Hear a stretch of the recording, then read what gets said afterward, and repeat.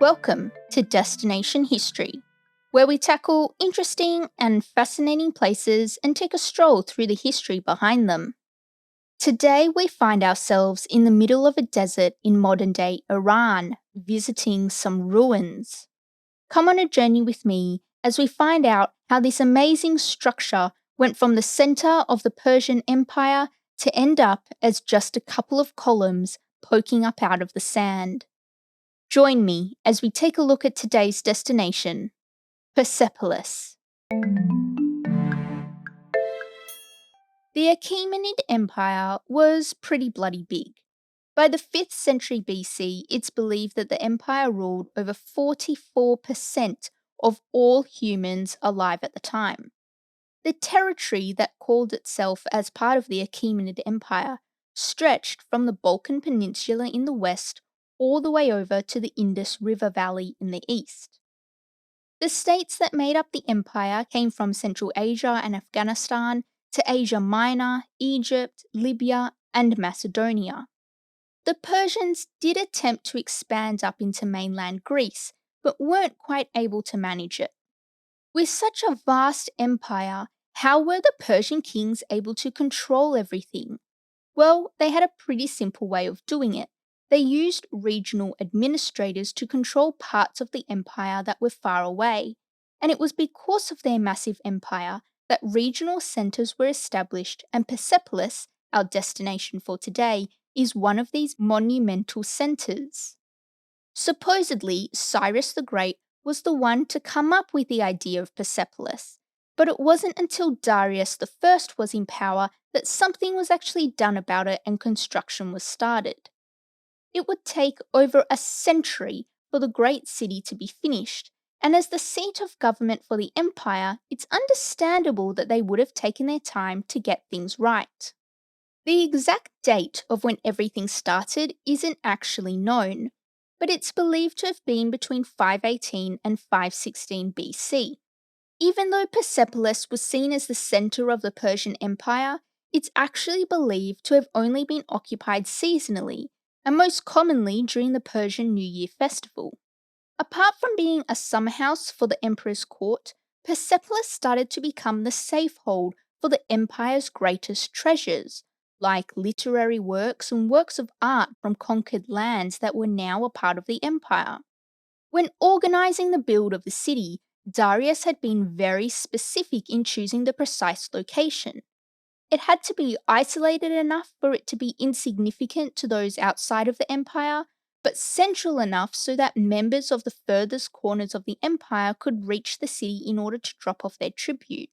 Darius was so proud of his achievement of the start of Persepolis with what we now call the Palace of Darius that he had an inscription added to the building, and we know this because the inscription was excavated, confirming that it was in fact Darius and not Cyrus the Great who got everything going. And Ahura Mazda was of such a mind, together with all the other gods, that this fortress should be built. And so I built it, and I built it secure and beautiful and adequate, just as I was intending to. But before any of the buildings could go up, a fair amount of work had to go into levelling the ground and cutting into the mountainside to form the large platform that would be the base of the whole palace. Something that seemed to be very common in architecture of Persepolis was the Persian column. Originally, it's thought that the columns were going to be wooden, but were changed to stone when they found that the largest Lebanon cedars just weren't tall enough to hack it with the big boys. And the stone they used, the grey limestone and natural rock, was used for pretty much all parts of the construction. The first phase of the construction is believed to have been between 518 and 490. It was during this time that Darius had the workers level the ground and build a massive platform, about 450 by 300 meters, where the palace would stand. It was also during this time that a complex system of water tunnels were built to help with the all-important water supply and drainage. As we move past 490 and in through to 480, we're looking at the second building phase, which saw Darius start to see some of the first structures go up. It was during this phase, though, that Darius died, leaving his son Xerxes as emperor of the Achaemenid Empire. And so it fell to Xerxes to continue the work started by his father. Another excavated inscription shows how Xerxes felt it was his duty to continue his father's work. When my father Darius went away from the throne, I, by the grace of Ahura Mazda, became king on my father's throne. After I became king, what had been done by my father, that I also did, and other works I added. And that is exactly what Xerxes did. Throughout 480 and 470, he even went a step further and built his own palace, conveniently known as the Palace of Xerxes. And in order to make the place his own, it's actually the biggest palace in the whole of Persepolis. He even added some epic gates that go by the Gate of All Nations, that were protected by two massive statues on either side called Lamassu, and were bull-men hybrid protectors tasked with keeping evil out. Obviously, that didn't exactly work out, but we'll get onto that a little later on. Xerxes had such a passion for Persepolis that it's believed that most of the construction work happened under Xerxes' reign. Above his Gate of All Nations, Xerxes even had inscribed, "I am Xerxes, the great king, king of kings, king of countries containing many kinds of men, king in this great earth far and wide, son of Darius the Achaemenid, proclaims Xerxes the king, by favor of Ahura Mazda, I built this gateway of all nations. I built many other beautiful things in Persia. I built them, and my father built them, and all beautiful things we built. We have built by the favor of Ahura Mazda. Proclaims Xerxes the king, may Ahura Mazda protect me from harm and this land, and whatever was built by me, as well what has been built by my father." This inscription kind of reads like an ancient Donald Trump, except that Xerxes was 100 times more successful at staying in power than Trump, and we can give Xerxes the benefit of the doubt by saying that probably a lot is lost in translation. As the fourth phase of construction rolled around, we see Xerxes replaced with his son, Artaxerxes I. Now, Artaxerxes also built his own palace within Persepolis and also added in the Hall of 100 Columns. This hall was pretty big, and once it was completed in 450 BC, we actually don't see any building activity for almost a century.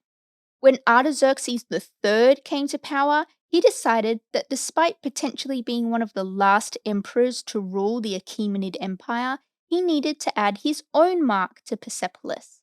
But because he couldn't quite do as well as the original Artaxerxes, Junior decided to settle for a hall of 32 columns. Now, there may have been a couple extra things added on when Artaxerxes III's successors, Artaxerxes IV and Darius III, were in power, but there didn't really seem to be a whole lot going on construction-wise when Alexander the Great turned up in 330 BC. Although Diodorus, the ancient Greek historian, does say this about Persepolis. Persepolis was the richest city under the sun, and the private houses had been furnished with every sort of wealth over the years. So at least we know that Persepolis was loaded with treasure, and at the end of the day, we all know that's all that really matters. In history, it's commonly acknowledged that the winners of the war get to write down what happened. And that's exactly the case when it comes to the name of Persepolis. The palace was known to the people of Persia as Parma, or the city of the Persians. But the reason we know it as Persepolis was because that was what the Greeks knew it by. The city of the Persians is Persepolis in Greek. And since it was Alexander the Great, the Macedonian king, who captured Persepolis, and because Macedonians spoke ancient Greek, we, the people of the future, also call the place Persepolis.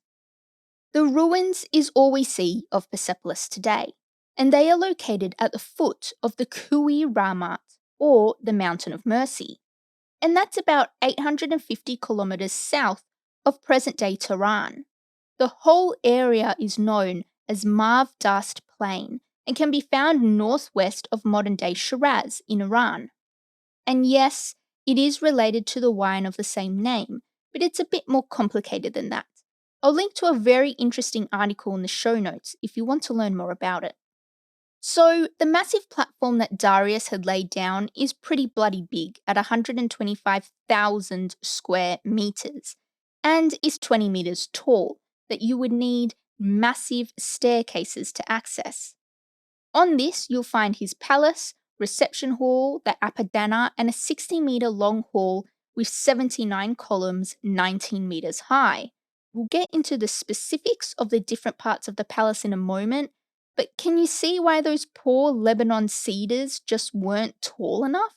19 meters? Good grief! Although the columns weren't just some stone blocks stacked on top of each other, the columns were topped with sculptures of animals that would symbolize the power and authority of the king and his empire. The whole palace had about 9 important structures. These were the Apadana Palace, the Council Hall, the Treasury, the Throne Hall, the Palace of Xerxes, the Harem of Xerxes, because what's a palace without a harem, the Palace of Darius, the Gate of All Nations, and the Tomb of the Kings. Plus, we can't forget about some of the smaller buildings, which possibly included a marketplace, the Palace of Artaxerxes I, and probably residential buildings. But because the palace was destroyed, we don't know terribly much about these parts. What looks to have once been the most magnificent building in the palace is the Apadana. This was one of the first buildings constructed by Darius and then was finished off by Xerxes, and is believed to have been used for royal receptions. The columns that we see sticking out of the sand today are 13 of the 72 columns that once held up the roof to this great structure. And the massive stairways that led up to the Apadana still have their intricate reliefs showing, allowing us to see what is believed to be a New Year's festival procession of representatives from the 23 nations that made up the Achaemenid Empire. If you look closely, you might also see court notables, soldiers, guards, horses, and royal chariots. Even though it might look as if the same thing is just being repeated again and again, by stepping a little closer, we can actually see that each section has distinctive features in the garments, hairstyles, and beards, each representative of the fashion of that particular nation. And the detail is so spot on that archaeologists and historians have actually been able to identify where the people in the relief were from. We've already touched on the stairs, but these were built symmetrically with quite a shallow and wide step. Supposedly, this was so the nobles and royal family could ride their horse up them and wouldn't have to walk up them themselves like the average peasant. Next door to the Apadana, you'll find the throne room, also called the 100-column hall. It's really bloody big, with 8 doorways that are decorated with scenes of kings sitting on the thrones and kings fighting monsters. Because what else do you do when you're the king but sit on your throne and fight monsters? When Xerxes was around, the throne hall's primary function was for receptions of the nation's representatives. But later on, when the treasury started to overflow, some of that overflow found its way to the throne hall, and as often does, the throne hall started storing the spoils of a rich empire. Schmidt, one of the excavators of Persepolis that we'll meet in a moment, actually draws an interesting parallel to the modern world and the present Iranian royal family's exhibits of royal treasures. Next to the throne hall, we find the treasury, which, as we already know, held all the empire's treasures. But this treasury was also used as a court of reception while the throne hall was being built, and fortification tablets found at the site tell us that in 467 BC, there were at a minimum 1,348 people working at the treasury. So that should give you some idea as to how big the treasury is and how much treasure must have been stored in the treasury for it to spill out into the next room. The palace of Darius was obviously Darius's private quarters. 12 columns are believed to have supported the roof, with reliefs depicting animals carrying food to the king, and again, Darius fighting off monsters, because why not? The palace of Xerxes is twice as big as Darius's palace, but the reliefs in both are similar, except that instead of Xerxes fighting monsters, he's depicted standing around with animals. But because this palace, spoiler, took the brunt of the destruction, it's far less well preserved than that of Darius's palace. The council hall allowed access to the royal apartments through three entrances. Two were for official purposes as they led to the Apadana and the throne room, and the third was for the harem. This hall is also called the Tripleon Hall, with Tripleon meaning triple gates. Found 12 kilometres to the northwest are three tombs. These tombs have been built out of the rock and are believed to be the resting place of Darius I, Xerxes, and Artaxerxes. So back in 480 BC, while the construction of Persepolis was going on at home, Xerxes had decided to invade Greece. He was pretty successful because after defeating the Greeks at the battles of Salamis, Plataea, and Thermopylae, he managed to get all the way to Athens and literally burn the Parthenon down. This invasion was not easily forgotten by the Greeks and is believed to be pretty much the sole reason why Alexander destroyed Persepolis. Because of Darius's excellent location choice, the city's existence was pretty much unknown outside of the Persian Empire, meaning that it was super safe to store all the loot and treasure the empire had accumulated over the centuries. And this ignorance around the existence of the city was true until Alexander the Great wandered past and brought the city to its knees. After defeating Darius I at the Battle of Gaugamela in 331 BC, Alexander continued forward into Persian territory, finally capturing Persepolis. It's told that he looted the palace and burnt the whole thing to the ground, destroying everything that he couldn't physically take away with him, meaning that hundreds to thousands of priceless texts and art pieces have been lost to history. Although, according to Plutarch, there wasn't that much left over, with Alexander loading up 20,000 mules and 5,000 camels with treasure. Now, the reasoning behind Alexander's decision to burn Persepolis is a bit lost on the modern archaeologist and historian, especially because Alexander is well known for being fascinated by the Persian culture and being extremely lenient on imposing Greek cultural reforms on the people he conquered. The general story of how the burning came about was that the whole idea was proposed by a lovely lady called Thais. She is said to have been Athenian, so you already know she's holding a grudge against Persia in general, and the lover of Ptolemy I, who was Alexander's closest friend, and so was also his general and bodyguard, and potentially his half-brother, but that's neither here nor there. Now, the issue we have here is that all the accounts of what happened that night were written by sources who lived centuries after Alexander was even alive. So potentially we don't really know what happened, but most of the writers tell us something similar to that seen in Diodorus's Bibliotheca Historica. One day, when the companions were feasting and intoxication was growing as the drinking went on, a violent madness took hold of these drunken men. One of the women present, Thais, the Athenian lover of the Macedonian commander Ptolemy, declared that it would be Alexander's greatest achievement in Asia to join in their procession and set fire to the royal palace. Others joined in the cry and said that only Alexander was worthy of this deed. The king was excited with the rest of these words. A quantity of torches was quickly collected. Thais was the first after the king to throw her blazing torch into the palace. As the others followed their example, the whole area of the royal palace was quickly engulfed in flames. The Roman historian Quintus Curtius Rufus, in his History of Alexander the Great, and Plutarch, in his Life of Alexander, tell surprisingly very similar stories.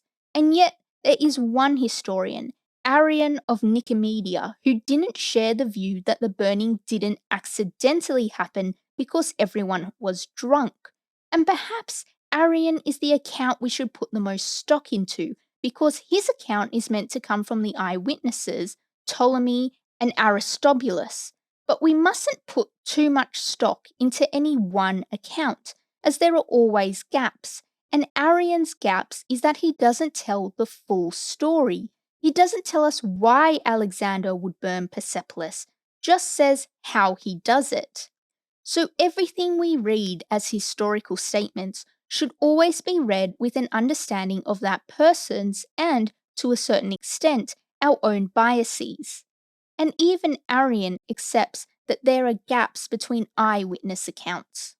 Even the most trustworthy writers, men who were actually with Alexander at the time, have given conflicting accounts of notorious events with which they must have been perfectly familiar. Despite that, let's find out what Arian had to say about what happened. Alexander burnt up the palace at Persepolis to avenge the Greeks, because the Persians had destroyed both temples and cities of the Greeks by fire and sword. So it's pretty clear to see here that Arian doesn't think it was a drunken decision on Alexander's part, but a deliberate action taken to avenge the burning of Athens. But he does accept that there's a very real possibility that we might never know what happened. Regardless of how the burning came about, we have archaeological evidence that tells us it definitely happened, and it's said that Alexander deeply regretted what happened the next morning. I mean, who of us haven't been in that situation?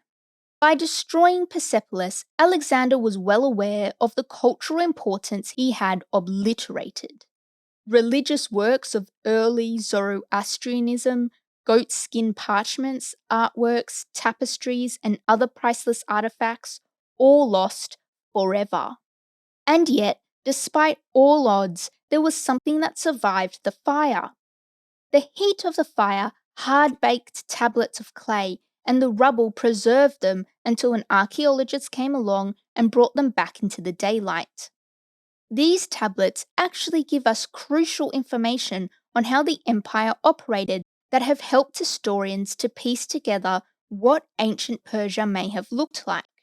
A group of the found tablets, written in Elamite, known as the language of the Persian chancellery, are known as the fortification tablets. These are about 8,000 in number and give us numbers on Darius I's economic position. The treasury tablets were also found, which give us an insight into the admin side of Artaxerxes I. And lastly, what's known as the travel texts, which recorded payments and rations for travellers and pack animals. But what was lost to the raging fire is understood to be irreplaceable.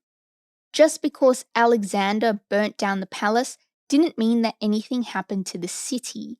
In 316 BC, Persepolis was still the capital of Persia, which was now as a province of the Macedonian Empire. But the city declined under the Seleucid kingdom and then fell into ruins. These days, the ancient civilization of Persepolis is one of the most visited of the historical sites in Iran. But for centuries, the city of Persepolis was lost, and the ruins were only positively identified in 1618 AD. But much like Machu Picchu and Pompeii, not a whole lot happened apart from some treasure hunters stopping by, and the place was left to its own devices.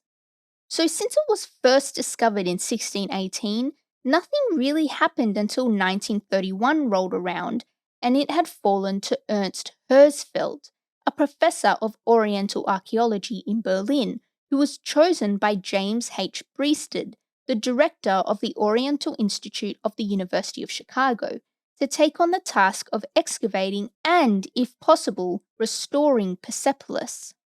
And so Herzfeld became the first field director of the Persepolis expedition. With the help of architect Fritz Krefter, they set about uncovering the Persepolis terrace, the eastern stairway of the Apandana, the small stairs of the council hall, and the harem of Xerxes between 1931 and 1934.